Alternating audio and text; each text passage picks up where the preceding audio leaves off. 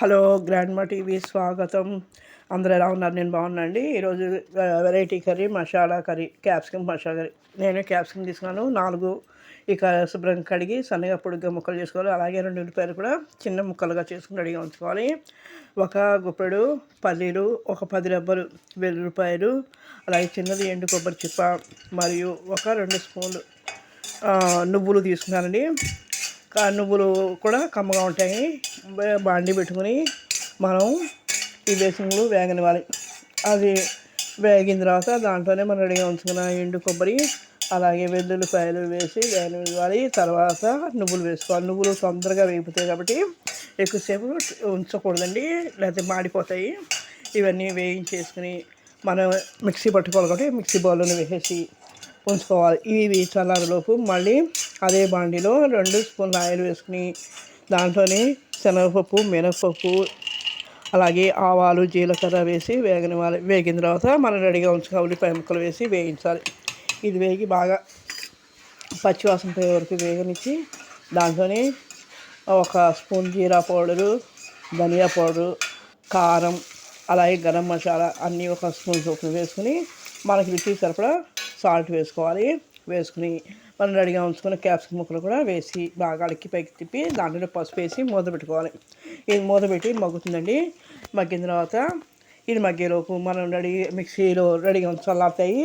వీటిని మిక్సీ పట్టుకోవాలి. మిక్సీ పట్టుకుని ఈ పొడిని రెడీ చేసుకోవాలి.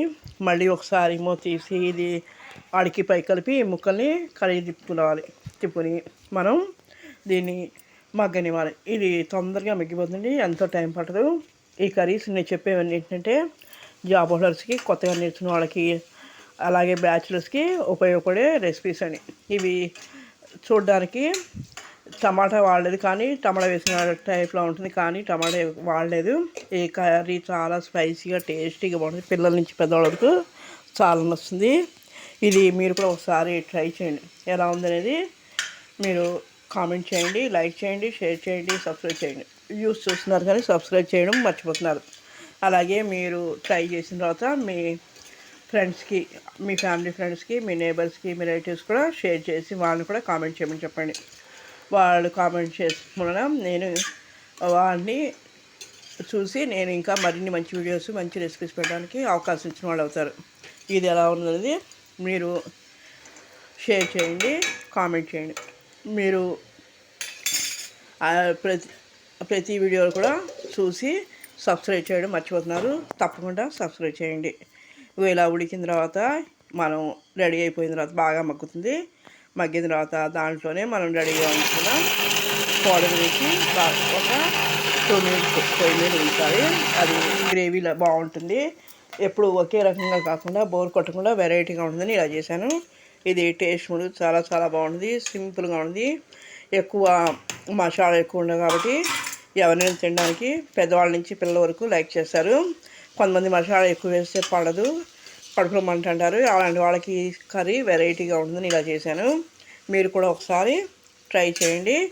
ఎలా ఉందనేది కామెంట్ చేయండి. చూసారు కదా, ఇలా అయిపోయిన తర్వాత దాంట్లోనే మనం రెడీగా ఉంచుకున్న ఈ పౌడర్ వేసేసి అడికి పై కలిపి తీసేసేయమండి. ఒక 1 మినిట్ ఉంచి తర్వాత తీసి సర్వింగ్ బౌల్లో తీసుకోవడం. మనకి కావాలంటే కొత్తిమీర వేసుకోవచ్చు, కొత్తిమీర లేకపోయినా పర్వాలేదండి. కొంతమంది వెల్లుల్లిపాయ ఇష్టపడరు. అలాంటప్పుడు వెల్లుల్లిపాయ లేకపోయినా కూడా యాజ్ ఇట్ ఈజ్గా ఇలాగే పౌడర్ చేసుకుని ఈ కర్రీ చేసుకోవచ్చు అండి. టేస్ట్ కూడా చాలా చాలా బాగుంటుంది. మీరు కూడా ఒకసారి ట్రై చేయండి. ఎలా ఉందనేది కామెంట్ చేయండి. మీ ఫ్రెండ్స్కి వాళ్ళకు కూడా మీరు షేర్ చేసి వాళ్ళని కూడా కామెంట్ చేయించండి. మీరు సబ్స్క్రైబ్ చేయడం మర్చిపోకండి. రెసిపీస్ అన్నీ కూడా చూసి ఎలా ఉందనేది నాకు కామెంట్ ద్వారా తెలియచేయండి.